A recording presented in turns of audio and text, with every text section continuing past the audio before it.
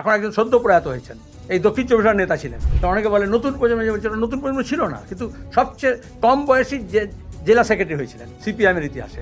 হচ্ছে নীতি নৈতিকতা যখন তৃণমূলের প্রতিদিন এত অধঃপতন হয়েছে, এত ধর্ষণ, এত খুন, এত গোলাগুলি, নিজেদের মারামারি, এত জেল, এত টাকা, এত বান্ধবী, সুতরাং নীতি নৈতিকতা রক্ষা করার জন্য তাদেরকে সিপিআইএম থেকে কারোর দরকার হয়ে পড়েছে। এটা সিপিআইএম আর সিপিআইএমের নতুন প্রজন্মের জয়। আমরা বলছি লেফট অল্টারনেটিভ, বাম বিকল্প। তখন পরিকল্পিতভাবে বলা হলো বাম বিকল্প নয়, বিকল্প বাম, ব্র্যাকেটে সিপিএমকে বাদ দিয়ে। সরকারি হস্তক্ষেপে আমাদের ফেসবুক পেজটি বন্ধ করে দেওয়া হয়েছে।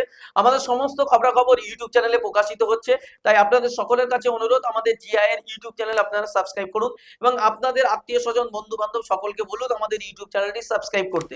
এবং পাশাপাশি বলবো, যারা আমাদেরকে ভালোবাসেন, আমাদের খবরগুলো আরো বেশি মানুষের কাছে পৌঁছে দেওয়ার জন্য আমাদেরকে আর্থিকভাবে আপনারা সহযোগিতা করুন। স্ক্রিনে যে কিউআর কোড দেওয়া আছে সেখানে স্ক্যান করে আপনারা আপনাদের যতটুকু সাধ্য যে যা পারবেন আর্থিকভাবে সহযোগিতা করে আমাদের পাশে দাঁড়ান। অল্টারনেটিভ লেফট যখন আমরা শুনছিলাম, কেন আমরা বলছি ফর 30 ইয়ার্স আমরা বলছি লেফট অল্টারনেটিভ, বাম বিকল্প। তখন পরিকল্পিতভাবে বলা হলো বাম বিকল্প নয়, বিকল্প বাম, ব্র্যাকেটে সিপিএমকে বাদ দিয়ে। 35 বছর ধরে এই আন্দোলন চলছে, সংগ্রাম চলছে এই বাংলার বুকে, মিডিয়ার লক্ষ্য হোক বা মিডিয়ার অলক্ষ্য হোক, যে বাংলার জন্য, দেশের জন্য দক্ষিণপন্থা যখন উত্থান হচ্ছে, তখন আমরা কি বাম বিকল্প তৈরি করব, না একটা বিকল্প বাম খুঁজব? তার জন্য অনেক নিয়োগ করা হয়েছে, অনেককে নিয়োগ করা হয়েছে। এখন একজন সদ্য প্রয়াত হয়েছেন, এই দক্ষিণ চব্বিশ পরগনার নেতা ছিলেন। তারপরে পরপর আছে ডিকেট। অনেকে বলে নতুন প্রজন্ম, যে বলছে নতুন প্রজন্ম ছিল না, কিন্তু সবচেয়ে কম বয়সী যে জেলা সেক্রেটারি হয়েছিলেন সিপিআইএমের ইতিহাসে, টার্গেটেড। কিন্তু ওদের টার্গেট ফুলফিল হয়নি, ওই অনশন মঞ্চে পায়ের তলায় বসেও হয়নি। এর মধ্যে কেউ কেউ অতিবাম, মমতার মধ্যে লেনিন খুঁজে পেয়েছিল, আর কেউ কেউ মমতার পয়সায় লেনিনের ছবি লাগিয়েছিল। সবই হচ্ছে বিকল্প বাম তৈরি করার জন্য। All efforts have fallen flat. All efforts or ill-designed efforts have fallen flat.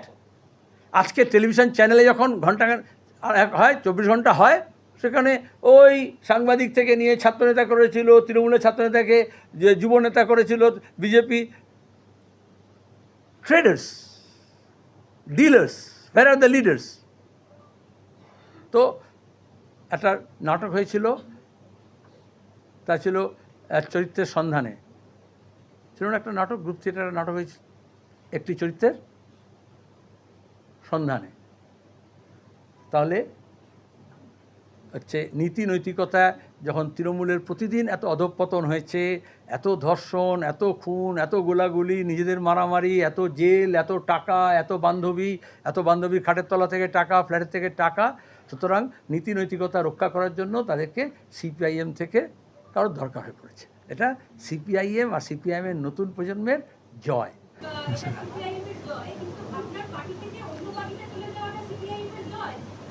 তুমি সাংবাদিক কে অন্য পার্টিতে গেছে, নাম বলো তো, আমি জানি না। কোন পার্টিতে গেছে বলো তো,